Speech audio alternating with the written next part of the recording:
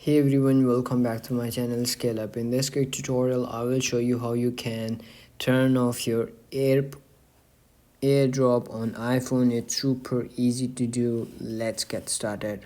If you want to change it to from your control panel, you have to simply scroll down and you will see this option at the bottom. You will see this AirDrop. Once you click on that, it's gonna be turned off. Or if you are facing this issue like you didn't find the AirDrop on the control panel, you have to do is click on settings and open it up and then go to generals, and there you will find AirDrop over here. So simply click on that and then click on the top option, receiving off. So once you click on that, your AirDrop is turned off. So that's it. That's how you can turn off your AirDrop on iPhone. It's super easy. If you found this video helpful, don't forget to like my video, subscribe my channel Scale Up, and also drop me a comment for more tips and tricks videos. Thanks for watching. See you in the next video. Have a nice day. Bye bye.